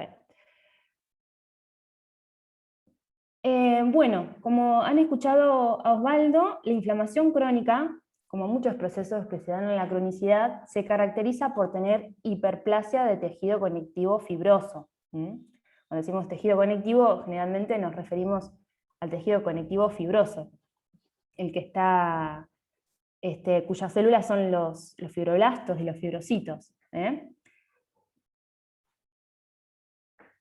Y como bien decía Osvaldo, la inflamación crónica muchas veces la vamos a ver, la vamos a distinguir, porque se va a manifestar en forma de granulomas. ¿Qué es un granuloma? Bueno, es una estructura esférica. Esférica nosotros, como vemos en 2 dimensiones, en histopatología la vamos a ver como un círculo, pero tiene varios componentes. De esa manera es que vamos a distinguir un granuloma de otra cosa que pueda ser algo esférico, como un tumor, o como un hematoma, bueno, etc. Varias cosas. El granuloma, o sea, la inflamación crónica granulomatosa, yo aconsejo cuando se empieza a describir, hacerlo en un orden para de esa manera no olvidarnos de ningún elemento. Y como está organizado en capas concéntricas, se puede hacer de afuera hacia adentro o de adentro hacia afuera. Yo generalmente lo hago de adentro hacia afuera, porque si bien un granuloma tiene elementos típicos, característicos, no siempre tiene todos los elementos, pero por lo menos estos 3 deberían estar, de alguna manera u otra. Por ejemplo, el daño. El daño lo vemos como la parte más central del granuloma. El granuloma tiene en el centro una necrosis, y generalmente es una necrosis gaseosa. Acá ya empezamos a usar la necrosis gaseosa, a distinguirla, a describirla. Si bien decíamos que se ve a nivel histopatológico igual que la licuefactiva, el contexto que acompaña esta necrosis gaseosa, que es la de un granuloma, nos va a poder permitir darnos cuenta que es una necrosis gaseosa y no es una licuefactiva, y no es una simple necrosis licuefactiva. Entonces, un centro necrótico, ahí está, un centro necrótico, y puede haber o no mineralización, lo que vimos la clase antepasada. Sales de calcio depositadas cuando el granuloma es viejo. En este centro necrótico puede que encontremos como unas manchas bien violetas, que se debía a esto, a la mineralización. Por fuera de ese centro, como toda una necrosis gaseosa, lo que vamos a ver es una pérdida de arquitectura, ¿no? Por fuera vamos a ver la respuesta celular de la inflamación crónica, que se va a tratar de un exudado inflamatorio con predominio de macrófagos, linfocitos. Como decía Osvaldo, son las células que nos manifiestan cronicidad, ¿verdad? Los neutrófilos son siempre, generalmente, los primeros en llegar a un sitio de un daño, y después los linfocitos se sostienen en el tiempo, y cuando la lesión tiende a la cronicidad, hablo de días, meses, años, van a estar los linfocitos presentes y los macrófagos. Y los macrófagos van a estar modificados. Yo no sé si ustedes han tenido inmuno ya y han más o menos hablado de este tema, o nada que ver, para no confundirlos. Cuando los macrófagos se modifican, reacciones de hipersensibilidad. ¿La han visto? ¿O es un chino lo que estoy diciendo? ¿Me escuchan? Sí, lo vimos. ¿Lo han visto? Bueno, esto es una reacción de hipersensibilidad de tipo 4, por si se acuerdan, en la cual permanentemente los linfocitos y los macrófagos interactúan, tirándose con citoquinas, entonces siempre está activa esta capa que es la de la respuesta celular, que rodea la capa del daño, y podemos ver a los macrófagos como células gigantes multinucleadas, que entonces sabrán que son muchos macrófagos que se unifican, ¿no? Y se hacen una sola célula gigante, y células epitelioides, que se llaman epitelioides, todo lo que es sufijo oide es parecido a. Entonces estas células, que también son macrófagos, se parecen a un epitelio. Así es como las vamos a ver en el granuloma. Ahora igual vamos a ver preparados. Y por fuera, fíjense que yo voy siguiendo un orden, hay una hiperplasia de tejido conectivo. Fibroblastos que rodean en forma de cápsula, con neoformación de capilares muchas veces. Vamos a ver que está irrigada. A veces el granuloma es más nuevo y podemos ver una neovascularización reciente, en otros ya es más viejo, y a veces, según el tipo de agente etiológico, el granuloma tiene una sola capa de tejido conectivo organizado, o a veces tiene capas concéntricas como las catáfilas de la cebolla, como se dice, ¿no? Que tienen una capa de tejido conectivo, una capa de células de la inflamación, otra capa de tejido conectivo.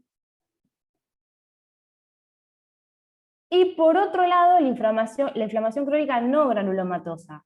Esta no se organiza en granuloma, si bien tiene elementos específicos, como por ejemplo la hiperplasia de tejido conectivo, que tiene que estar para que sea algo crónico, pero en este caso va a estar de manera difusa o generalizada, no organizada, rodeando un centro de necrosis gaseosa y una respuesta inflamatoria. La respuesta celular va a estar porque si no, no es inflamación, si no hay un exudado inflamatorio, con predominio de macrófagos y linfocitos. A veces también se pueden llegar a ver células polimorfonucleares, porque puede ser una inflamación piogranulomatosa, entonces podemos llegar a encontrar neutrófilos, pero bueno, siempre vamos a ver macrófagos y linfocitos en la democrónica, eso no puede fallar. Y vamos a ver daño, que puede ser una necrosis gaseosa, puede ser otro tipo, puede ser una necrosis en líneas generales, vamos a ver que también vamos a encontrar degeneración, como recién preguntó Osvaldo para la integración, tal vez no sea una causa del granuloma, pero sí el granuloma sea una causa de la degeneración que vayamos a ver, por aumento de tamaño y una presión, ¿no? Entonces las células del parénquima que están por fuera, digo granuloma o una hiperplasia de tejido conectivo, que estamos viendo en la no granulomatosa, pero generan una presión que hacen que el parénquima también sufra y veamos degeneración grasa, degeneración turbia. No es, esa degeneración no es el daño que llama a la inflamación, ¿se entiende? Es al revés del orden. Se produce la inflamación, pero puede dar estos efectos, de encontrar en el resto del parénquima del órgano alguna alteración como esta. Por lo tanto, recordar, mencionar lo mismo que dije en la inflamación aguda, y describir las demás alteraciones, porque si bien estamos viendo inflamación crónica, no dejemos de describir. Si vemos una hiperemia, que en el caso de la inflamación crónica no es 100% seguro que la vamos a ver, como en el caso de la inflamación aguda, que tiene que estar, porque había que tener una respuesta vascular y una respuesta celular ante un daño para diagnosticar inflamación aguda. En el caso de la crónica, la hiperemia activa no se va a mantener, porque si ese granuloma, por ejemplo, hace un año que está en un animal tuberculoso, no va a tener una inflamación, una hiperemia activa todavía. Tal vez no encontremos una respuesta vascular, eso también es normal, a no desesperarse. Pero si encontramos cualquier otra alteración, una adaptación, una degeneración, una necrosis por fuera de lo que es el sitio de inflamación crónica, también describirla para que el preparado histopatológico esté completo. Y me olvidé de cambiar el color. El diagnóstico, en este caso en inflamación crónica, es con 3 o 4 palabras, a diferencia del de la inflamación aguda. Todas van a terminar en itis, que es el sufijo de la inflamación. O sea, una hepatitis, una nefritis, una gastritis, una endometritis, etc. Esta es la primera palabra. Crónica sería en este caso. Granulomatosa, si nosotros vemos todos los elementos organizados en un granuloma, o no granulomatosa, si vemos estos elementos no organizados en un granuloma, sino la hiperplasia de tejido conectivo de manera difusa generalizada. Bien, ¿se entendió hasta acá? Así empezamos a verlo preparados. ¿Alguna duda? ¿Se entendió, profe? Perfecto. Cualquier cosa me paran. Bueno, empecemos a ver este. Yo lo tenía aumentado porque estaba mirando ahí unas células, pero como siempre, a menor aumento para empezar a recorrerlo. Esperen, que subo el zoom para acá. Ahí está. Bueno, a ver, ¿qué órgano les parece que es este? Empecemos por ahí.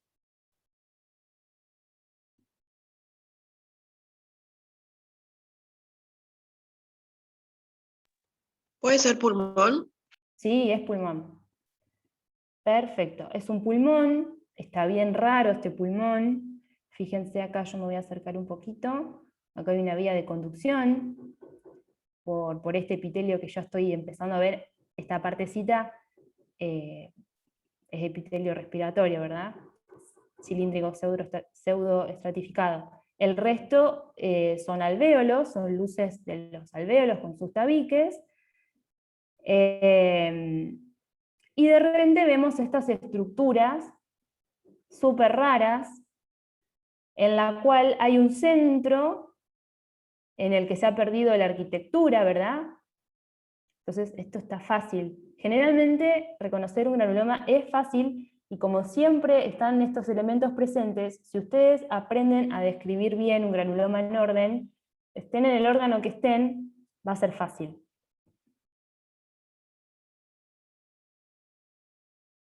Cuando hablamos de ubicación, de localización, es siempre así, es siempre en ese orden, entonces como más fácil. Este vendría a ser el centro de necrosis gaseosa. Fíjense que se trata de una pérdida de la arquitectura, al igual que la necrosis licuefactiva. Se puede haber alguna que otra célula, se distingue algún que otro núcleo. Ahora nos vamos a acercar un poquito. Y acá, ¿qué vamos a ver? Que por fuera del centro de necrosis gaseosa va a haber como una especie de membrana de células que se disponen en empalizada. Por ahí lo van a leer así en la bibliografía, como empalizada. Son células que tienden a estar paralelas unas de otras, o con un núcleo alargadito. Y van a delimitar esta zona de necrosis gaseosa que queda a la izquierda del resto del despelote celular que queda hacia mi derecha, ¿verdad? Bueno, estas células de acá son las famosas células epitelioides. Son macrófagos que por una cuestión química, en este caso, esto por ejemplo es un caso de tuberculosis. Más allá del agente etiológico, además es un caso de tuberculosis porque es bastante específico. Fíjense, esto que hay acá, ¿qué les parece que puede ser? Y por eso yo me animo a decir que es de tuberculosis también, ¿no? Si bien en patología no hay nada patognomónico, pero si ustedes ven estas estructuras, que se trata de una célula gigante, ¿no? Con muchos núcleos, puede llegar a tener 200 núcleos. Y se disponen de forma de herradura, dicen los libros, porque están todos los núcleos en la periferia de la célula. Esta es la famosa célula de Langhans, que está presente en los casos de granuloma por tuberculosis. Hay otro tipo de células gigantes, que son la de granulomas por cuerpo extraño, pero no se organizan así los núcleos. Están azarosos en medio del citoplasma de la célula gigante. Por eso yo me animo a decir que es tuberculosis. De todas maneras, como en patología no es matemática, no hay un elemento que sea patognomónico, estaría bueno, si yo sospecho de tuberculosis, porque el animal está demasiado, y porque le encuentro estas estructuras a nivel macroscópico haciendo la necropsia, puedo mandar a bacteriología y seguramente le hagan una tinción de Ciel-Nielsen, un cultivo, y de que son bacilos ácido alcohol resistentes, ¿no? Pero de lo que es patología, histopatología, esto me dice mucho. Yo venía hablando de esto porque justamente estas bacterias son resistentes a la fagocitosis de los macrófagos. Entonces, cuando un macrófago la fagocita, pensando que con eso se soluciona, en realidad se desata toda una respuesta celular, que es la hipersensibilidad de tipo 4, en donde los macrófagos se dan cuenta que no eliminan a la bacteria y empiezan a liberar citoquinas y atraen a muchos linfocitos. Los linfocitos, a su vez, segregan más citoquinas y hacen que los macrófagos comunes se organicen en empalizada y se transformen en células epitelioides, que en vez de fagocitar van a tener una función de secreción. Entonces se organizan y secretan factor de necrosis tumoral alfa y un montón de sustancias que terminan en la formación de un granuloma. Por fuera, muchas células mononucleares, macrófagos, linfocitos, plasmocitos, células plasmáticas, y también un aviso a los fibroblastos que estén en el sitio, en el órgano, para que vengan a detener todo este lío, y entonces ellos empiezan a proliferar, se produce la hiperplasia de tejido conectivo que termina encapsulando, ¿no? Acá no está muy organizada la hiperplasia de tejido conectivo, porque parece un granuloma dentro de todo joven, ¿no? Pero fíjense, esto que estoy señalando es hiperplasia de tejido conectivo. Si yo me alejo un poquitito, fíjense que no tiene nada que ver con el parénquima normal, no es un tabique alveolar. Así que bueno, este es un granuloma dentro de todo chiquito, con todos los elementos, pero fíjense cómo se repite en todo el preparado. Esto, si yo lo tengo que describir, describo un foco y digo que está generalizado, la presencia de este tipo de focos está generalizada en todo mi preparado. La tuberculosis se puede presentar haciendo muchos granulomas chiquititos, uno muy grandote, pueden formarse varios chiquititos y después se pueden unir, porque las cápsulas coalescen y terminan los centros necróticos fusionándose en uno solo, que puede llegar a medir lo que una pelota. Pasamos a otro preparado. Alfonsina, como diagnóstico ponemos tuberculosis. No, justamente por esto que decía. Yo por ver una célula gigante y de aspecto de tipo Langhans, no puedo decir tuberculosis. Digo, en ese caso, neumonía crónica granulomatosa. Granulomatosa. Sí, las pautas de 3 o 4 palabras para la crónica, que a diferencia de la aguda, que la clasificábamos según el exudado, la crónica la clasificamos según si esa hiperplasia de tejido conectivo está en un granuloma, organizada en un granuloma, o difusa generalizada. Esa es la diferencia. Siempre va a haber hiperplasia de tejido conectivo. Si no hay, yo no puedo argumentar de que sea una necrosis, una inflamación crónica. Nuevamente. Esperen que no sé si es el más organizadito para mostrarles. Acá. Está mejor.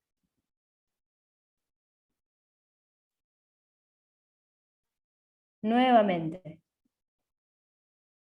Un centro con pérdida de la arquitectura, yo podría decir que es una necrosis licuefactiva, pero como está acompañada de un contexto que me dice que hay una cronicidad, pienso en una necrosis gaseosa. Hay restos celulares, restos de núcleos, restos de citoplasma, pero yo no puedo distinguir lo que veo. Por fuera de este centro de necrosis gaseosa estas células que están nuevamente en empalizada, a veces se pueden ver clarito y uno dice, ah, estas son las células epitelioides, y a veces no. A veces no están tan organizaditas. Pero fíjense cómo los núcleos tienden a formarse como palitos, ¿no? Son macrófagos especializados en células epitelioides. Y nuevamente una célula gigante multinucleada, acá. Y después, linfocitos macrófagos normales, comunes, ¿no? No dijimos el órgano, me parece, en este caso, pero es un pulmón también, fíjense.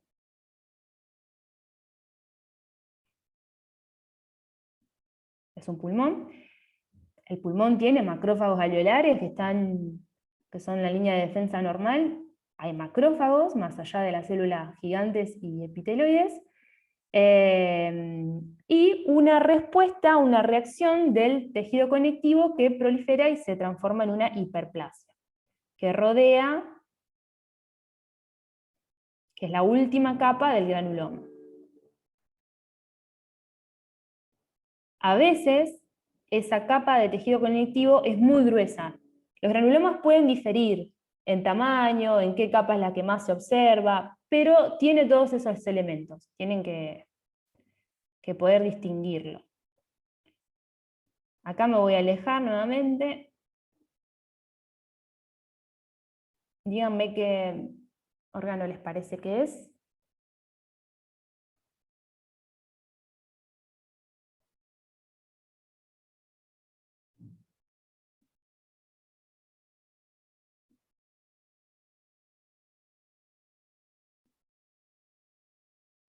Hígado. Hígado, muy bien. Es hígado. Espacios portas por acá. Tabiques, ¿no? Se notan tabiques que delimitan lobulillos. Esos lobulillos están ordenaditos en cordones. Son cordoncitos de células. Medias cúbicas, ¿no? Luces que por ahí pueden estar colapsadas. Esta luz, por ejemplo, está colapsada, tiene glóbulos rojos en su interior, ¿no? Colapsada, digo, ocupada, no colapsada. Bueno, colapsada también, colapsada es cuando se cierra. Y por ahí se nos hace difícil ver la luz de las venas centrales, pero son luces, lobulillos formados por cordones y tejido conectivo que lo delimita, sin duda es un hígado. ¿Qué pasa con este hígado?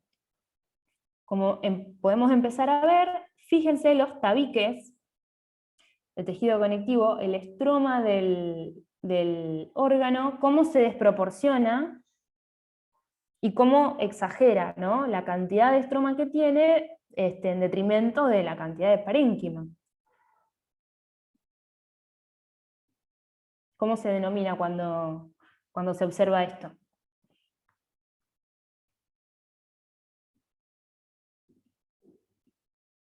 Hiperplasia de tejido conectivo. Muy bien, es una hiperplasia de tejido conectivo, cuando hay una desproporción, pero ¿cómo está esta hiperplasia de tejido conectivo a diferencia de los preparados que vimos recién? Espera, me voy a mover por acá. Generalizada. Exacto. ¿Está difusa o generalizada? Por una parte. Por otra parte,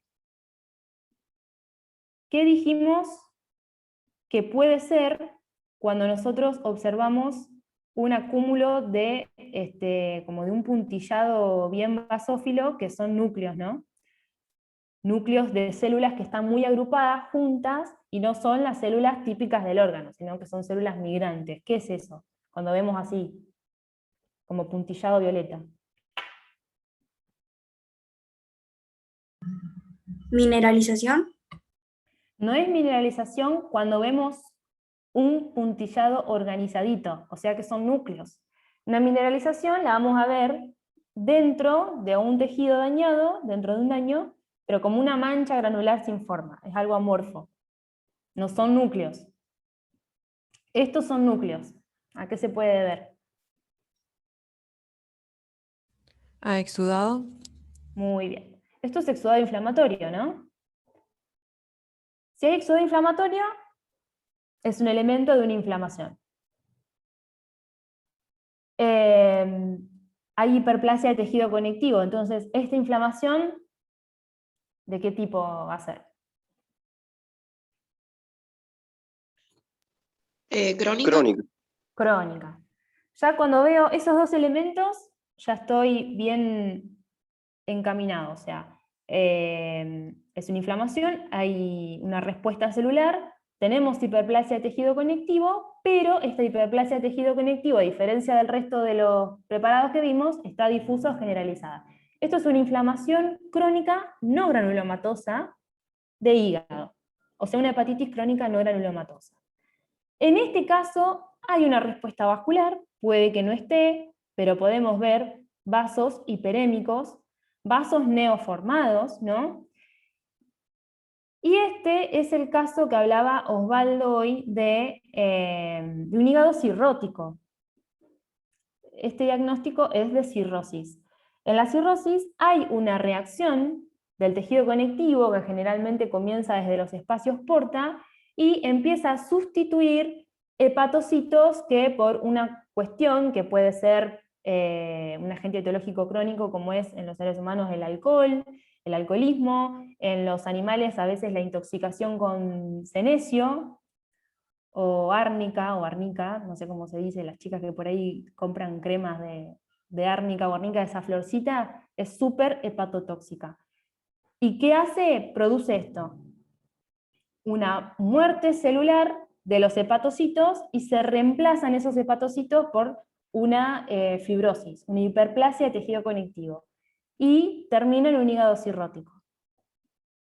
Acá podemos ver bien el exudado inflamatorio, bien marcadito, y la hiperplasia de tejido conectivo difusa o generalizada. Por eso, una hepatitis crónica no granulomatosa. Y, como decíamos al principio, a raíz de esto de la presión que produce la hiperplasia de tejido conectivo, los hepatocitos empiezan a sufrir o una degeneración turbia, atrofia de hepatocitos por presión, eso también lo hemos visto en la parte de adaptación, pero fíjense que el citoplasma de estos hepatocitos no está normal. Acá hay una degeneración turbia o tumefacción celular. Los hepatocitos están bien hinchados, su núcleo está intacto, pero el citoplasma está turbio, con un contenido granular, sucio. Esta es la degeneración turbia. Pasamos a otro que con características re similares. Acá podemos ver a menor aumento estas manchas violetas, que si estamos en duda si es una calcificación o no, nos acercamos un poquito y vamos a tener que ver un puntillado, bien prolijito. Si son núcleos, bueno, es exudado inflamatorio lo que hay. Por lo tanto, es una respuesta celular de una inflamación. Encontramos hiperplasia de tejido conectivo, esta inflamación es crónica, esto es un hígado, por lo tanto el diagnóstico es una hepatitis crónica no granulomatosa, no está organizada en granulomas. Y bueno, se pueden ver los lobulillos súper como contraídos, ¿no? Como está ganando espacio la hiperplasia de tejido conectivo a merced de apretar todos los hepatocitos que quedan. Entonces se produce esta atrofia de hepatocitos, fíjense que están como aisladitos y chiquititos, y no sería raro encontrar una degeneración turbia, como vimos recién, o una degeneración grasa. Bueno, todo lo que veamos lo describimos. Pasamos a otro más, también, esto es un hígado cirrótico. Fíjense, acá, bueno, justo está en el borde cortado, pero este tenía una degeneración grasa centrolobulillar. En todo este lobulillo delimitado por esta hiperplasia de tejido conectivo, una degeneración grasa acá. Y acá que también se repite. Yo me acerco un poquito para que vean. ¿Por qué me doy cuenta que es una degeneración grasa? ¿Qué le vi?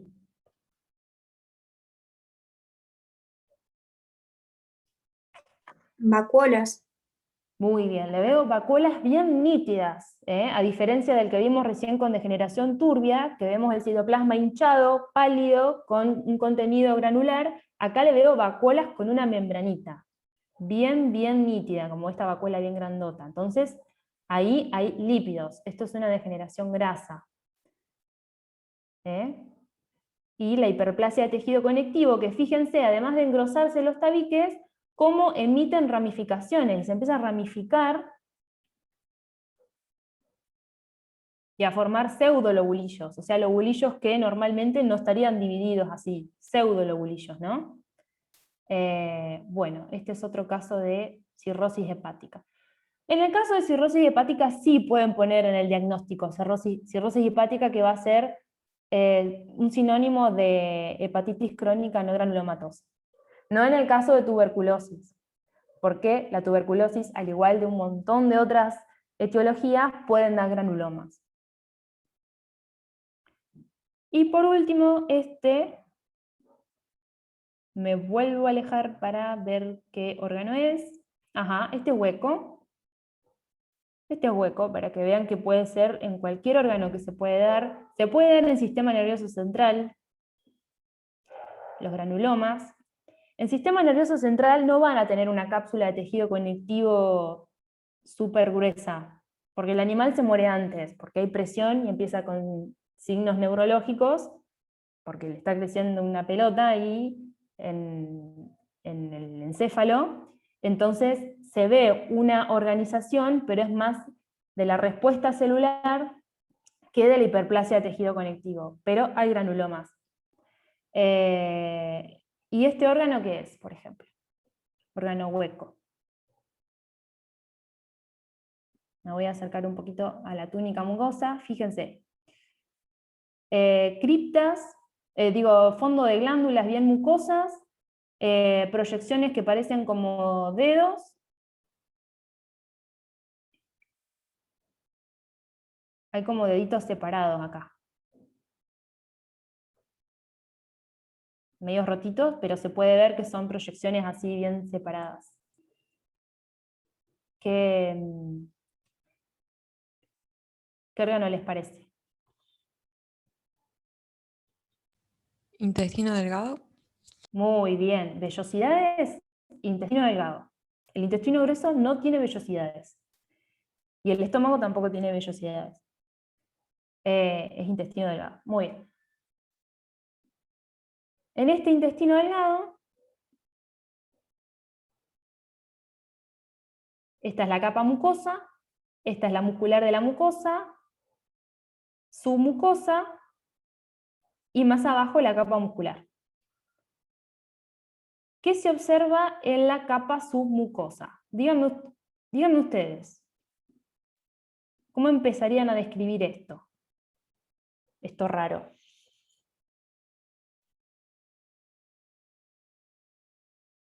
Se van recorriendo así y de repente Se observa un cambio de color, como un foco. hay un cambio de color que nos llama la atención. ¿Vos te referís a esto, por ejemplo? Sí. ¿O no? Sí. ¿Y a qué se puede ver este cambio de color? ¿Es solamente cambio de color o cambia la forma también? Se encuentra sin arquitectura. Exacto. Hay un cambio, o sea, no es una coloración que yo pueda atribuir a esto es núcleo citoplasma, porque está todo desorganizado y no encuentro arquitectura, no hay una morfología de la submucosa que yo tendría que ver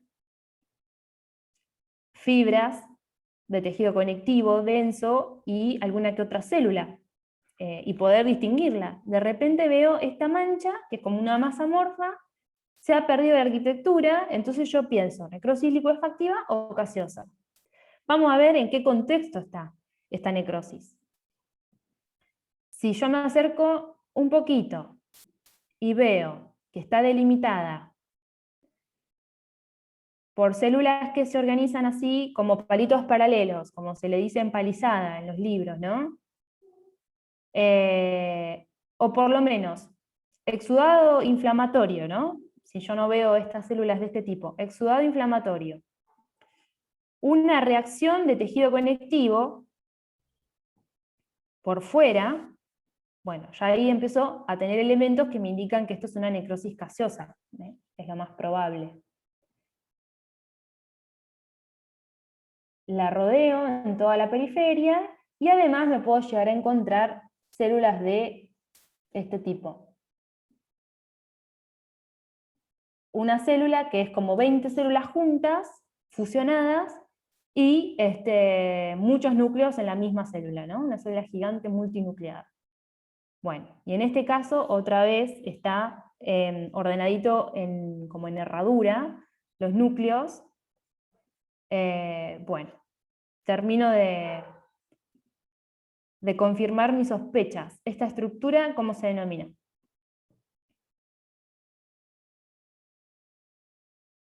¿Cómo se denomina? Cuando tengo todo esto. Fíjense acá, se ve bien el tejido conectivo. La capa de tejido conectivo que está rodeando todo esto. Un granuloma. Esto es un granuloma, ¿verdad? O sea que el diagnóstico sería una, en cuanto a intestino, ¿cómo sería? ¿No es Enteritis. enteritis crónica granulomatosa? Muy bien. Enteritis crónica granulomatosa. Y bueno, con eso terminamos de ver. Dígame si se entendió una inflamación crónica granulomatosa, una no granulomatosa, qué elementos pueden encontrar en cada uno, si tienen una duda, y si no, los dejamos libres.